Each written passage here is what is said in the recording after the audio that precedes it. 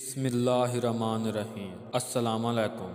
ایک شادی کی تقریب میں چاندنی مسز شاہ کو اتنی پسند آئیں کہ وہ فوراً پوچھ گچھ کر کے اس کے گھر رشتہ لے آئیں۔ اتنے اونچے گھرانے سے رشتہ آنے پر سبھی حیران اور پریشان تھے۔ وہ لوگ مل اونر تھے اور یہاں سوائے شکل اور شرافت کے کچھ نہیں تھا۔ چاندنی کے گھر والوں نے انکار تو نہیں کیا، لیکن سوچنے کے لیے کچھ مہلت مانگ لی۔ یہ رشتہ قبول کرنے نہ کرنے میں بہت سی قباحتیں تھیں۔ سب سے پہلی بات یہ کہ وہ لوگ اتنے بڑے لوگوں کے شان شان نہ تو جہیز دینے کی پوزیشن میں تھے اور نہ ہی عالی شان شادی کی حیثیت رکھتے تھے۔ اگر ایک طرف اتنا شاندار رشتہ ٹھکرانا کفران نعمت تھا تو دوسری طرف اتنے زبردست رشتے کو قبول کرنا بھی لمحہ فکریہ تھا۔ دیکھو رقیہ، اتنے بڑے لوگوں میں رشتہ کرنے پر تو میرا دل نہیں ٹھک رہا۔ ہماری بچی ان کی حیثیت کے مطابق جہیز لے کر نہیں جائے گی، فوری طور پر ان کے ماحول اور مزاج میں گھل مل نہیں پائے گی، تو اٹھتے بیٹھتے اسے اس کی کم آئیگی کے طعنے دیے جائیں گے۔ غریب گھر کی لڑکی ہونے کی وجہ سے اسے دب کر رہنا ہوگا۔ اس طرح بچی احساس کمتری کا شکار ہو جائے گی۔ دادی نے اپنے خدشات ظاہر کیے تو امی بھی سوچو بچار میں پڑ گئیں۔ اماں، آپ کے سب خدشات اپنی جگہ درست صحیح، لیکن یہ بھی تو دیکھیں کہ وہ لوگ خود چل کر رشتہ جوڑنے آئے ہیں۔ ہم نے خود اور نہ کسی کے ذریعے انہیں اپنی طرف کھینچا ہے۔ وہ ہمارے بارے میں چھان بین کر کے ہی آئے ہوں گے، اور اگر انہیں ہمارے بارے میں زیادہ معلومات نہ ہوں گی تو ہمارے گھر آ کر ہمارے حالات کا بخوبی اندازہ ہو گیا۔ اس کے باوجود بھی ہماری بیٹی سے رشتہ جوڑنا چاہتی ہیں۔ اب آپ یہ سوچئے اماں کہ یہ تو اللہ کی مرضی اور اس کا حکم ہے نا کہ اس نے ان لوگوں کو ہمارے گھر میں بھیجا۔ اللہ جوڑا بنا کر ہی دنیا میں بھیجتا ہے۔ جب دونوں فریقین کے درمیان مالی اور سماجی فرق زیادہ ہوتا ہے تو اللہ اپنی رحمت اور قدرت سے دونوں کے دلوں کو جوڑ کر قریب کر دیتا ہے۔ یہاں پر بھی بس یہی معاملہ ہے۔ انہیں اللہ نے ہمارے گھر بھیجا ہے کیونکہ وہ جوڑا بنا چکا ہے، ورنہ وہ جس مقام پر ہیں انہیں کسی کے گھر جانے کی کیا ضرورت۔ رشتے تو خود ان کے آگے پیچھے گھومتے ہوں گے، لہٰذا میں نے بہت سوچ سمجھ کر فیصلہ کیا ہے کہ ہم انہیں ہاں کر دیں گے۔ اللہ نے معاملہ بنایا ہے، آگے بھی وہی سنبھالے گا۔ پھر دادی کے خدشات اور وہمات اور امی اور بابا کے یقین اور اعتماد کے ساتھ چاندنی شادی ہو کے شاہ ولا میں آ گئی۔ شادی چاندنی کے گھر والوں کی حیثیت کے مطابق سادگی سے ہو گئی، لیکن ولیمہ بہت شاندار تھا۔ شادی کے بعد دعوتوں کا سلسلہ شروع ہوا۔ شاہ فیملی کے تعلقات بھی انہی کی طرح ہائی فائی لوگوں سے تھے۔ کسی نے گھر پر دعوت نہیں کی، سبھی نے ہوٹلز میں ڈنر دیا اور پوری فیملی کو انوائٹ کیا۔ چاندنی دعوتیں کھا کھا کر بیزار ہو چکی تھی، جن میں صرف گوشت ہوتا تھا۔ اتنا گوشت شاید اپنی زندگی میں کبھی نہیں کھایا تھا، جبکہ اس کے گھر میں ہمیشہ بیلنس ڈائٹ رہتی تھی۔ دالیں، گوشت، سبزیاں، پھل سبھی کچھ حسب توفیق کھایا جاتا تھا۔ اب دعوتوں سے ذرا فرصت ملی تو خود پر توجہ دینے کا موقع ملا۔ ہنی مون کے لیے کہاں جانا چاہتی ہو؟ فرجاد کے پوچھنے پر چاندنی ایک دم سے چونکی۔ اس کے خاندان میں تو دور دور تک ہنی مون کے چونچلے نہیں تھے۔ وہاں تو بس شادی ہوئی، دو چار دعوتیں ہوئیں اور زندگی اپنی ڈگر پر آ گئی۔ اس کے ذہن میں ایک خوبصورت جگہ کا خیال آیا، لیکن پہلے اس نے فرجاد سے پوچھنا مناسب سمجھا، آپ کہاں جانا چاہتے ہیں؟ میرا تو جرمنی جانے کا ارادہ ہے، کچھ بزنس کا کام بھی ہے، ساتھ ساتھ وہ بھی ہو جائے گا۔ کیا خیال ہے؟ فرجاد نے اپنا خیال بتا کر اب اس کا ارادہ جاننا چاہا۔ میں چاہ رہی تھی کہ ہم عمرہ کے لیے جائیں، اپنی زندگی کی شروعات ہم عمرہ سے کریں۔ او کمان چاندنی، عمرہ ایک عبادت ہے، اس کا ہنی مون سے کوئی تعلق نہیں۔ خانہ کعبہ کوئی تفریحی مقام نہیں اور ہنی مون گھومنے پھرنے کا نام ہے۔ میں جانتی ہوں کہ وہ گھومنے پھرنے کی جگہ نہیں ہے، وہ عبادت کی جگہ ہے، لیکن یہ تو دیکھیے کہ وہ کتنی عظیم عبادت گاہ ہے کہ وہاں جانے کے لیے لوگ ترستے ہیں، گڑ گڑا کر دعائیں مانگتے ہیں۔ میں اپنی زندگی کی ابتدا اس نیک عمل سے کرنا چاہتی ہوں۔ یہ نیک عمل تو کسی بھی وقت کیا جا سکتا ہے، لیکن ہنی مون تو کسی بھی وقت نہیں منایا جا سکتا نا، لہٰذا فی الحال تو جرمنی جانے کی تیاری کرو۔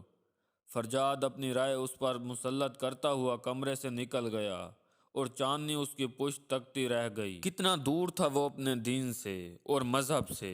تکلیف کی ایک سرد سی لہر اس کے وجود میں سرایت کر گئی اور دل بھی کچھ بوجھل سا ہو گیا۔ فرجاد کے علاوہ باقی گھر والوں کو بھی اس نے کبھی نماز پڑھتے ہوئے نہیں دیکھا تھا، اور اس کے گھر میں پانچوں وقت کی نماز کس قدر خشوع و خضوع اور محبت سے پڑھی جاتی تھی۔ نماز کسی حالت میں معاف نہیں ہے، یہاں تک کہ بیماری کی حالت میں بھی چھوٹ نہیں، صرف پاگل پن میں معاف ہے، کیونکہ اس میں انسان کا دماغ اس کا ساتھ چھوڑ دیتا ہے، سبھی حواسوں سے بیگانہ ہو چکے ہیں۔ اس نے ایک طویل سانس لی اور ہنی مون کی تیاری کے لیے اٹھ کھڑی ہوئی، اور چند دنوں میں وہ جرمنی چلے گئے، اور ٹھیک 15 دن بعد وہ دونوں ڈھیروں تحائف کے ساتھ لدے پھندے ہنی مون سے واپس لوٹے۔ فرجاد نے ضروری کم اور غیر ضروری اشیاء زیادہ خریدی تھیں۔ ممی، انہوں نے ہنی مون پر بہت فضول خرچی کی ہے، میرے منع کرنے کے باوجود بہت سی غیر ضروری چیزیں بھی خرید لیں۔ چلو کوئی بات نہیں، ہنی مون پر تو یہ سب کچھ چلتا ہے، اور پھر جب اللہ نے دیا ہے تو خرچ کرنا تو چاہیے نا۔ انہوں نے جو غیر ضروری چیزوں میں پیسہ ضائع کیا ہے، اس سے کئی غریب گھروں میں کئی مہینے کا راشن ڈالا جا سکتا تھا۔ ہم نے غریبوں کی ذمہ داری نہیں اٹھائی ہے، نورین بھابی نے تڑک کے کہا۔ بڑے افسوس اور شرم کی بات ہے کہ ہم نے ابھی تک یہ ذمہ داری قبول نہیں کی ہے، جبکہ ہمارے رب نے زکوٰۃ، خیرات، صدقات عطا کرنے کی صورت میں ہمیں یہ ذمہ داری دے دی ہے۔ اس کی بات پر سبھی بغلیں جھانکنے لگے، کوئی کچھ بول نہ سکا۔ اسے اندازہ ہوا کہ شاید یہاں زکوٰۃ بھی پابندی سے ادا نہیں کی جاتی۔ آج چاندنی نے کھانا خود پکایا تھا۔ یہاں روزانہ کھانے میں گوشت کی مختلف ڈشز پکتی تھیں۔ آج رات کے کھانے میں بھنڈی، ماش کی دال اور لوکی کا رائتہ تھا۔ دال اور سبزی دیکھ کر تو سبھی حیران رہ گئے اور سب کے منہ بن گئے۔ عبدالصمد بھائی کے بچوں نے دال اور سبزی دیکھ کر شور مچا دیا۔ اف مائی گاڈ، یہ تم نے کیا پکا لیا؟ ہم لوگ تو ایسا کھاتے ہی نہیں ہیں، میرے بچے کیسے یہ سب کچھ کھا سکتے ہیں؟ نورین نے بچوں سے زیادہ وویلا مچایا۔ نہیں، یہ سب کچھ پسند نہیں بھابھی، یہ سب چیزیں بھی اللہ نے کھانے کے لیے ہی پیدا کی ہیں۔ جب بچوں نے یہ سب کھایا ہی نہیں ہے تو انہیں کیسے پتا کہ یہ سب اچھا نہیں؟ نورین بالکل چپ ہو گئی۔ سعد اور سارہ میں آپ دونوں کو اپنے ہاتھوں سے کھلاؤں گی، پھر آپ کو بہت مزہ آئے گا، اس نے اتنی محبت اور نرمی سے کہا کہ بچے خاموش ہو گئے۔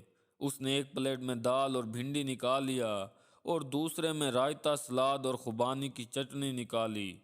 پہلے آپ دونوں بسم اللہ پڑھیے، پھر ہم کھانا شروع کریں گے۔ مگر ہم تو کبھی بسم اللہ نہیں پڑھتے، سعد نے کہا تو سبھی شرمندہ سے ہو کر نظریں جھکا یا چرا گئے۔ آج سے پڑھیں گے، جو کام اللہ کے نام سے شروع ہوتا ہے اس میں برکت اور بھلائی ہوتی ہے۔ دونوں نے بسم اللہ پڑھی، پھر چاندنی انہیں ہر چیز کے نوالے بنا بنا کر کھلانے لگی۔ چاچی، یہ تو بہت مزے کا کھانا ہے، ہم نے تو ایسا کھانا کبھی کھایا ہی نہیں۔ ممی اور دادو تو حلیمہ بی بی سے صرف گوشت پکواتی ہیں، چاچی آپ روز ایسا ہی کھانا پکا دیا کریں۔ آپ نے دیکھا نا کہ جب اللہ کا نام لے کر کھانا شروع کیا گیا تو وہ مزیدار ہو گیا۔ آپ ٹھیک کہہ رہی ہیں چاچی، اب ہم روز بسم اللہ پڑھا کریں گے۔ باقی سب نے بھی کچھ دبے دبے سے انداز میں پسندیدگی کا اظہار کیا۔ حلیمہ بیگم گرم گرم روٹیاں لا رہی تھیں اور سب ابھی تک بیٹھے کھا رہے تھے۔ ڈیڈی نے روٹی کے برتن کی طرف ہاتھ بڑھایا تو وہ خالی تھا۔ اتنے میں حلیمہ بی بی روٹی لے آئیں۔ حلیمہ، آج تم نے روٹیاں کم پکائی ہیں؟ ممی نے خالی برتن دیکھ کر پوچھا۔ نہیں بیگم صاحبہ، آج تو میں نے روزانہ سے زیادہ روٹیاں پکائی ہیں۔ بھائی، ہماری بیٹی نے کھانا ہی اتنا مزیدار پکایا ہے کہ ہم کھاتے چلے گئے، ڈیڈی نے ہنستے ہوئے کہا۔ میٹھے میں چاندنی نے رس ملائی بنائی تھی، سب نے خوب کھائی اور پھر بھی سب یہی کہتے رہے کہ مجھے تو تھوڑی سی ملی۔ سسرال میں چاندنی کا پکایا ہوا پہلا ہی کھانا سب نے رغبت سے کھایا اور خوب تعریف کی۔ اب آپ دونوں شکر الحمدللہ کہیے، اس کا کیا مطلب ہوتا ہے چاچی؟ بچوں نے حیرت سے پوچھا تو ایک بار پھر سب شرمسار ہو گئے۔ اس گھر میں اس قسم کے تکلفات میں پڑھنے کا رواج نہیں تھا۔ اس کا مطلب ہے، اے اللہ ہم تیری رحمتوں اور نعمتوں پر تیرا شکر ادا کرتے ہیں۔ یہاں سب ماڈرن اور بڑے آدمی تھے۔ مذہب پر عمل کرنا دقیانوسیت تھی۔ اس کی سمجھ میں یہ بات نہیں آتی تھی کہ ماڈرن اور دولت مند لوگوں نے مذہب کو اپنے لیے معاف کیوں سمجھ لیا تھا۔ وہ فیصلہ نہیں کر پاتی تھی کہ وہ یہاں آ کر گرداب میں پھنس گئی ہے یا یہ سب بھنور میں پھنسے ہوئے ہیں۔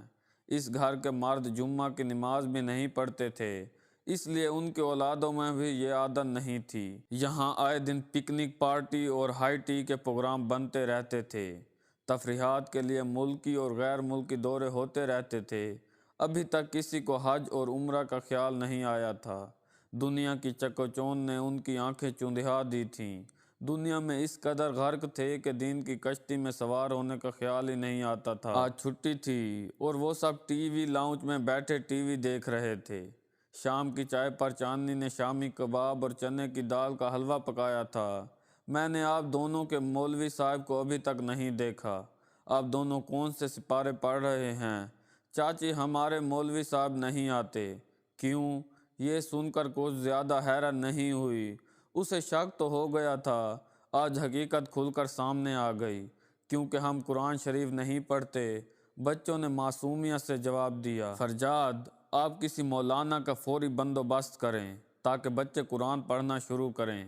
میں کہاں مولوی ڈھونڈتا پھروں گا؟ کیسی باتیں کر رہی ہو تم؟ فرجاد ناگواری کے ساتھ تیزی سے بولا۔ کیسی باتیں میں کر رہی ہوں یا آپ؟ دونوں بچے 8-9 سال کے ہو گئے ہیں اور ابھی تک قرآن پڑھانا شروع نہیں کیا، جبکہ 10 سال کی عمر میں تو کلام پاک حفظ ہو جاتا ہے۔ اگر آپ یہ کام نہیں کر سکتے تو میں خود کر لوں گی۔ نورین بھابھی الٹے سیدھے منہ بنا رہی تھیں۔ اس وقت وہ شارٹ سلیوز کی شرٹ پہنے گلے میں دوپٹہ ڈالے بیٹھی تھیں۔ ساس سسر اور دیور ان کے سامنے تھے، انہیں اس بات کی کوئی پرواہ اور لحاظ نہیں تھا، جبکہ چاندنی کی نظریں شرم سے جھکی جا رہی تھیں۔ فرجاد، مغرب کی اذان ہو رہی ہے، یہ ناچ گانا ہٹا کے کوئی اور چینل لگا دیجئے، بلکہ بہتر یہ ہوگا کہ آپ اس وقت ٹی وی بند کر دیجئے۔ اس نے سر پر دوپٹہ لیا تو سارا جلدی سے بھاگ کے اس کے پاس آ گئی۔ چاچی میں بھی دوپٹہ اوڑھوں گی۔ اس نے جلدی سے چاندنی کا دوپٹہ اپنے سر پر رکھ لیا تو اس نے محبت سے اسے اپنے ساتھ لگا لیا۔ او مائی گاڈ، ممی آپ تو اس گھر کے باہر اب مدرسے کا بورڈ لگا دیجئے، نورین نے برا سا منہ بنا کر کہا اور پیر پٹکتی ہوئی وہاں سے چلی گئی۔ تمہیں کیا ضرورت ہے ہر وقت درس دینے کی؟ فرجاد بھی چڑھ کر اس کے اوپر چڑھ دوڑا۔ درس؟ وہ حیران رہ گئی۔ فرجاد، ہمارا دین ہی ہمارا اصل ہے، ہماری بنیادیں ہمارے مذہب پر کھڑی ہیں۔ ہم اپنے مذہب سے ہٹ کے اور کٹ کے خوشحال، کامیاب، مکمل اور نارمل زندگی نہیں گزار سکتے۔ جب بچہ پیدا ہوتا ہے تو اس کے جسم میں غذا سے پہلے کانوں کے ذریعے اذان پہنچائی جاتی ہے تاکہ اسے پتہ چل جائے کہ وہ مسلمان ہے۔ اللہ اذان ہی کے ذریعے دن میں 5 مرتبہ ہمیں اپنی طرف بلاتا ہے۔ سب خاموشی سے سن رہے تھے۔ اس کی کوئی بات بھی غلط نہیں تھی جس پر کوئی آواز اٹھاتا۔ سب بیزار سی شکلیں بنائے بیٹھے رہے، لیکن نماز کے لیے کوئی بھی نہیں اٹھا، اس لیے کہ نہ کسی کو عادت تھی اور نہ اس گھر کا ماحول تھا۔ چاندنی فجر کی نماز کے بعد قرآن شریف پڑھتی تھی، پھر گھر کے اندر ہی واک کرتی تھی۔ گھر اتنا بڑا تھا کہ واک کرنے کے لیے باہر جانے کی ضرورت ہی نہیں تھی۔ سب اس وقت مزے سے سو رہے ہوتے تھے۔ چاندنی کو لگتا کہ صرف وہی نہیں سو رہے بلکہ ان کے نصیب بھی سو رہے تھے۔ چاندنی نے اپنے بھائی کے ذریعے مولانا کا بندوبست کر لیا تھا۔ اب بچوں نے قرآن شریف پڑھنا شروع کر دیا تھا اور مولوی صاحب نے انہیں نماز بھی یاد کروا دی تھی۔ وہ دونوں اب اکثر چاندنی کے ساتھ نماز پڑھتے تھے۔ فرجاد، ماہ رمضان شروع ہونے والا ہے اور میں زکوٰۃ دینا چاہتی ہوں۔ رات کے کھانے سے فارغ ہو کر وہ دونوں کمرے میں آئے تو چاندنی نے کئی دن سے سوچی ہوئی بات کہہ ڈالی۔ میں باقیوں کو تو مجبور نہیں کر سکتی، لیکن ہم اپنی آمدنی کے حساب سے زکوٰۃ ضرور دیں گے۔ دے دینا، جتنے پیسے چاہیے ہوں لے لینا۔ فرجاد نے فراخ دلی کا مظاہرہ کیا۔ اس دن ممی اور نورین بیٹھی کھانے پینے کی چیزوں کی لسٹ بنا رہی تھیں۔ ممی، بہت لمبی چوڑی لسٹ بن رہی ہے، کوئی دعوت وغیرہ ہے کیا؟ کوئی ایک دعوت؟ اب تو ہر روز دعوتیں ہوں گی، کچھ گھر میں اور کچھ ہوٹلز میں۔ انہوں نے ہنستے ہوئے کہا، گھر میں ہونے والی دعوتوں میں بھی زیادہ تر کھانے تو باہر سے ہی آئے گا، لیکن پھر بھی کچھ چیزوں کی ضرورت تو پڑ ہی جاتی ہے۔ لیکن دعوتیں کس سلسلے میں ہوں گی؟ ابھی تو رمضان المبارک کا مہینہ شروع ہونے والا ہے۔ چاندنی نے حیرت سے پوچھا، تو یہ سب رمضان کی ہی تیاری تو ہے؟ ہمارے گھر میں تو رمضان میں ہر 3-4 دن بعد ایک افطار ڈنر پارٹی ہوتی ہے، پھر اس کے علاوہ روزانہ کی گھر کے افطار کی بھی تیاری ہوتی ہے۔ نورین بھابھی کے منہ سے یہ بات سن کے اس کے اندر ایک حیرت انگیز اور خوشگوار سی خوشی کی لہر دوڑ گئی، اور پھر وہ بے چینی سے رمضان شروع ہونے کا انتظار کرنے لگی۔ بہت سے لوگ جو پورا سال نماز نہیں پڑھتے، وہ اکثر رمضان میں دین کی طرف آ جاتے ہیں۔ چاندنی کے سسرال والے بھی شاید انہی لوگوں میں سے تھے۔ پھر وہ مبارک دن بھی آ گیا جب ٹی وی پر رمضان المبارک کے چاند کا اعلان ہوا۔ رات کے کھانے کے بعد چاندنی نماز اور تراویح کے لیے کھڑی ہو گئی۔ اس نے دیکھا کہ نہ گھر میں خواتین نے نماز پڑھی اور نہ گھر کے مرد حضرات نماز اور تراویح کے لیے مسجد گئے۔ فرجاد، آپ نماز اور تراویح کے لیے مسجد نہیں گئے؟ چاندنی نے نماز سے فارغ ہو کر فرجاد سے پوچھا۔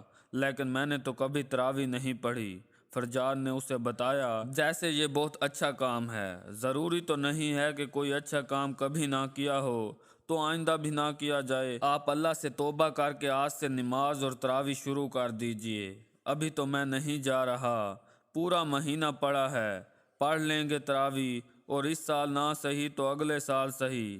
فرجاد نے بے پرواہی سے کہا تو سبھی اس کی بات پر مسکرا دیے، لیکن کوئی اپنی جگہ سے ٹس سے مس نہ ہوا۔ یہ کارڈز تم اپنے گھر والوں کو دے دینا۔ فرجاد نے کئی کارڈ چاندنی کی طرف بڑھائے تو وہ حیران رہ گئی۔ گھر میں تو کوئی شادی نہیں ہے، پھر یہ کارڈ کیسے؟ اس نے کچھ الجھ کے حیرت سے پوچھا۔ یہ افطار اور ڈنر کے کارڈز ہیں۔ چاندنی نے حیرت اور خاموشی سے کارڈز تھام لیے، کیونکہ ہر کام ایسے ہی پیمانے پر ہوتا تھا۔ 12 دن کے افطار اور ڈنر کا اہتمام کیا گیا تھا، کچھ گھر میں تھے اور کچھ شاندار ہوٹلز میں تھے۔ اسے اندازہ ہوا کہ یہاں نمود و نمائش اور شان و شوکت کے نام پر بے تحاشا پیسہ لٹایا جاتا ہے۔ دنیاوی زندگی میں مگن ہو کے یہ لوگ دین کی اصل حقیقت کو بالکل فراموش کر بیٹھے تھے۔ یہ سب بہت بھٹکے ہوئے اور بہکے ہوئے لوگ تھے جو دنیاوی زندگی کو ہی سب کچھ سمجھ بیٹھے تھے، دین سے بالکل غافل تھے۔ لیکن اسی لمحے اس نے فیصلہ کر لیا کہ وہ ہمت نہیں ہارے گی، اور سب کو نہیں تو کم از کم اپنے شوہر کو ضرور مذہب کی طرف لے آئے گی۔ صبح ناشتے کی ٹیبل پر سب بڑی رغبت سے ناشتہ کر رہے تھے۔ آؤ بیٹا، تم بھی ناشتہ کرو۔ کہاں تھی تم؟ ڈیڈی نے اسے ناشتے کی آفر کی۔ نہیں ڈیڈی، الحمدللہ میرا روزہ ہے۔ اوہ، ڈیڈی نے کھینچ کے ایسے او کہا جیسے خدا نہ خواستہ اسے کوئی پرابلم ہے اور وہ اس وجہ سے کچھ کھا ہی نہیں سکتی۔ وہ دوبارہ سے کھانے میں مصروف ہو گئے۔ بیٹا، تم نے کیوں روزہ رکھ لیا؟ اتنی دیر تک بھوکی کیسے رہو گی؟ ممی نے تفتیش ناک انداز میں کہا تو وہ دنگ رہ گئی۔ چند لمحے تو وہ کچھ بول ہی نہ سکی۔ ممی، روزہ بھوک لگنے نہ لگنے والی چیز نہیں ہے، روزہ عبادت ہے۔ تم کوئی موقع محل نہیں دیکھتی ہو، بس ہر وقت ہر جگہ درس شروع کر دیتی ہو، فرجاد نے جھنجلا کے کہا۔ چاندنی پلیز ڈھنگ سے ناشتہ کرنے دو، تم خود تو کھا چکی ہو نا، اب ہمیں بھی سکون سے کھانے دو۔ وہ خاموشی سے بنا کچھ کہے وہاں سے ہٹ گئی۔ شام میں سب نے بڑے اہتمام سے افطار کیا۔ لگ ہی نہیں رہا تھا کہ ان میں سے کسی کا روزہ نہیں ہے۔ چاندنی نے فرجاد سے زکوٰۃ کے پیسے لیے اور گھر کے سب ملازمین کو رمضان کا راشن، عید کے کپڑے اور عیدی دی۔ حلیمہ بی بی کی بیٹی کی شادی کے لیے انہیں کچھ پیسے اور جہیز کا سامان لا کر دیا۔ تمام ملازمین خوش ہو گئے، انہیں پہلے اس طرح کچھ نہیں دیا گیا تھا۔ تیسرے روزے کو ان کے گھر میں افطار ڈنر کا اہتمام تھا۔ شام کو لوگوں کے آنے سے پہلے چاندنی نے لان کے ایک کونے میں نماز پڑھنے کے لیے چادریں لگوا دیں۔ یہ لان میں چادریں کیوں پڑی ہوئی ہیں؟ نورین بھابھی نے حیرت سے پوچھا۔ چادریں پڑی ہوئی نہیں ہیں بھابھی، میں نے نماز کے لیے بچھوائی ہیں، چاندنی نے افسوس اور تکلیف دہ انداز میں جواب دیا۔ تم کچھ کرنے سے پہلے پوچھ تو لیا کرو، یہاں اس کلاس کے لوگ نہیں آئیں گے، نماز کے لیے بھی کلاس ڈیفرنس ہوتی ہے کیا؟ یہ تو ہر کلاس کے مسلمانوں پر فرض ہے۔ چاندنی کو نورین کی باتوں نے ہلا کر رکھ دیا۔ بھابھی، جب اس کلاس کے لوگ نماز نہیں پڑھتے تو روزے بھی نہیں رکھتے ہوں گے، پھر افطار ڈنر کا اہتمام کرنے کی کیا ضرورت تھی؟ چاندنی، شاید تمہیں پتہ نہیں ہے کہ افطار کرنا اور کروانا بہت ثواب کا کام ہے۔ وہ دل پر بوجھ لیے خاموشی سے وہاں سے ہٹ گئی۔ ممی اور نورین بہت اہتمام سے تیار ہوئی تھیں، جبکہ چاندنی نے لان کا خوبصورت سوٹ پہنا اور ہلکی سی لپسٹک لگائی تھی۔ آہستہ آہستہ مہمان آنا شروع ہو گئے۔ ان کے مہمان بھی انہی جیسے لگ رہے تھے۔ آج کے افطار میں مولویوں کو بھی انوائٹ کیا آپ نے؟ ایک خاتون نے ہنس کے نماز کی چادروں کی طرف اشارہ کیا تو ان کے ارد گرد کھڑے بقیہ لوگوں کے چہروں پر بھی مسکراہٹ آ گئی۔ مذہب صرف مولویوں کے لیے نہیں ہے، یہ تو ہر مسلمان کے لیے ہے۔ چاندنی کی بات انسنی کرتے ہوئے وہ خاتون ادھر ادھر ہو گئیں۔ سب نے خوشخبریوں کے دوران خوب ڈٹ کر افطار کیا۔ اس کے میکے سے امی، بابا اور چھوٹی بہن صدف آئی تھیں۔ افطار کے بعد مردوں میں بابا اکیلے کھڑے نماز پڑھ رہے تھے اور اندر لاؤنج میں چاندنی کے ساتھ اس کی امی اور صدف پڑھ رہی تھیں۔ چاندنی نے نماز میں اللہ سے بڑے دل سے سب کے لیے دعا مانگی۔ یا اللہ، یہ راستے سے بھٹکے ہوئے لوگ ہیں، تو انہیں سیدھی راہ پر لے۔ ان کے یہاں بھی صرف 2 افطار پارٹیاں ہوئی تھیں کہ گھر میں ایک بھونچال سا آ گیا۔ بابا اور عبدالصمد بھائی کو بزنس میں زبردست نقصان ہو گیا۔ بزنس میں اکثر چھوٹے موٹے نقصانات ہوتے رہتے تھے۔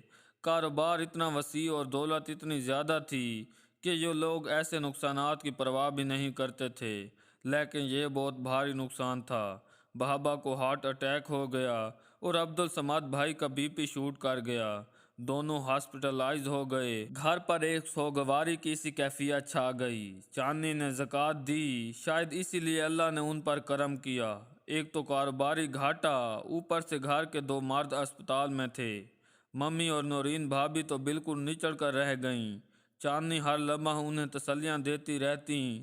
دونوں کے سروں پر دوپٹے آ گئے اور کمروں میں جائے نمازیں بچھ گئیں۔ جب ان پر پڑی تو خدا یاد آ گیا۔ سب کے ہر وقت اسپتال کے چکر میں گھن چکر بنے ہوئے تھے، ایسے میں چاندنی نے ان کا بہت ساتھ دیا۔ اس نے ان کے ساتھ آفس کو بھی دیکھا اور گھر اور اسپتال کی ذمہ داریاں بھی پوری کرتی رہی۔ ساتھ ساتھ روزے بھی چل رہے تھے۔ اب ممی اور نورین بھابھی بھی روزے رکھ رہی تھیں۔ ڈیڈی اور عبدالصمد بھائی سیاہ یاب ہو کر گھر آ گئے۔ چاندنی نے دونوں کے آرام اور کھانے کا بہت خیال رکھا۔ دوسرا عشرہ چل رہا تھا، سب عبادات میں مشغول ہو گئے۔ سب کو دیکھ کر چاندنی کے اندر تک ٹھنڈک اتر جاتی تھی۔ ڈیڈی اور عبدالصمد بھائی نماز پڑھنے مسجد جا رہے تھے۔ چاندنی کے کہنے پر فرجاد بھی جانے لگے۔ فارغ وقت میں ڈیڈی زیادہ تر قرآن پاک اور اس کی تفسیر پڑھتے رہتے تھے۔ ڈیڈی بیماری کی وجہ سے روزے نہیں رکھ رہے تھے، باقی عبادات جاری تھیں، ان کے علاوہ سبھی روزے رکھ رہے تھے۔ اس ثانیے سے پہلے سارا گھر دکھ درد میں مبتلا ہونے کی وجہ سے روزے نہیں رکھ پا رہا تھا۔ ایک جھٹکے نے سب کی بیماریاں اور کمزوریاں نکال دیں۔ گھر کا ماحول بہت اچھا اور خوشگوار ہو گیا۔ صدقات، خیرات اور زکوٰۃ دی جا رہی تھی۔ اب ڈیڈی کی طبیعت بہت بہتر تھی، لیکن وہ ابھی روزے رکھنے کے قابل نہیں ہوئے تھے۔ افطار اور مغرب کی نماز سے فارغ ہو کے سب لاؤنج میں بیٹھے تھے۔ چاندنی بیٹا، آپ نے ٹھیک کہا تھا کہ مذہب کے بغیر انسان کچھ نہیں ہے۔ وہ اندھے کنویں میں پڑا ہوا ہے جو پیسے کے بل بوتے پر خود کو ماڈرن سمجھتے ہیں، فارورڈ کہلانے میں فخر محسوس کرتے ہیں۔ ہم سب تو بہت پیچھے تھے، بڑے خسارے میں تھے۔ انسان دولت کے نشے میں چور ہو کر اپنا اصل بھی فراموش کر بیٹھتا ہے، اور جب پکڑ اور احتساب کا وقت شروع ہوتا ہے تو اسے خدا اور دین دونوں یاد آ جاتے ہیں۔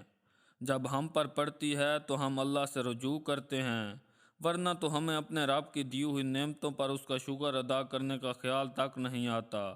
سب نظریں جھکائے یا شاید ایک دوسرے سے نظریں چرائے شرمندہ سے بیٹھے تھے، کیونکہ سبھی عیش و عشرت میں اپنے دین کو بھلائے بیٹھے تھے۔ تم نے ٹھیک کہا تھا بیٹا، اللہ ہمیں دن میں 5 بار خیر اور بھلائی کی طرف بلاتا ہے، لیکن ہم اس خیر اور بھلائی کو پانے اور سمجھنے کی کوشش ہی نہیں کرتے۔ ڈیڈی بھیگی آواز میں دھیرے دھیرے بول رہے تھے، اور باقی سب کی خاموشی بھی انہیں ڈیڈی کی بات سے متفق ظاہر کر رہی تھی۔ شکر ہے اس پروردگار کا جس نے مرنے سے پہلے ہی نیک ہدایت دے دی اور ہمیں غفلت کی زندگی سے نکال لیا۔ مجھے تو اب کاروبار کے اس نقصان کا افسوس ہے ہی نہیں، وہ نقصان تو میرے اور میرے گھر والوں کے لیے نہایت خوشگوار ثابت ہوا۔ اس طرح ہمارے رب نے ہمیں غفلت کی زندگی سے بھی نکال لیا۔ ڈیڈی، اللہ جب ہمیں خود فلاح کی طرف بلاتا ہے تو اس کا مطلب ہے کہ وہ ہم سے غافل نہیں، وہ ہم سے محبت کرتا ہے، تو پھر وہ کیسے ہمیں غفلت اور گمراہی کے اندھیروں میں بھٹکنے کے لیے چھوڑ سکتا ہے؟ ٹھیک کہہ رہی ہو بیٹا، بے شک وہ بڑا رحمان اور رحیم ہے، بے شک وہ بندوں کو عیبوں پر پردہ بھی ڈالتا ہے اور عیبوں سے پاک بھی کر دیتا ہے۔ آج میں اس بات پر فخر کرتا ہوں کہ ہمارے گھر میں تم جیسی لڑکی بہو بن کر آئی ہے۔ آپ ٹھیک کہہ رہے ہیں، ہم نے اسے کچھ نہیں سمجھا۔ ممی نے چاندنی کو گلے لگاتے ہوئے کہا، یہ لیجئے ڈیڈی، میں چاہتا ہوں کہ یہ خوشخبری آپ ہی سنائیں۔ فرجاد نے ایک لفافہ ڈیڈی کی طرف بڑھاتے ہوئے کہا۔ ڈیڈی نے لفافہ کھول کر دیکھا اور مسکرا دیے۔ ڈیڈی، آپ مسکرائے جا رہے ہیں، ہمیں بھی اس خوشخبری میں شریک کیجئے۔ نورین نے دھیرے سے ہنستے ہوئے کہا، بھائی خوشخبری یہ ہے کہ ہم سب عمرے کے لیے جا رہے ہیں اور رمضان المبارک کا آخری عشرہ ہم وہیں گزاریں گے۔ تم سب تیاریاں شروع کر دو، پرسوں ہماری روانگی ہے۔ خوشی اور تشکر کے احساس سے چاندنی کی آنکھیں جھلملا گئیں۔ اللہ نے اس کی دعائیں قبول کر لی تھیں اور نہایت مبارک مہینے میں ان سب کو ہدایت دے دی تھی۔ یکدم ان سب کے ذہن پلٹ گئے تھے۔ اس پروردگار نے ان کے دل بدل دیے تھے، دیر سے ہی صحیح، لیکن ان سب نے اپنے رب کو پہچان لیا تھا۔ آپ کو اگر یہ کہانی اچھی لگی ہے تو اس ویڈیو کو لائک کیجئے اور اس طرح کی مزید کہانیاں سننے کے لیے ہمارے چینل کو ضرور سبسکرائب کیجئے۔ کہانی سننے کا شکریہ۔ آپ سے ملاقات ہوگی اگلی ویڈیو میں، تب تک کے لیے اللہ حافظ۔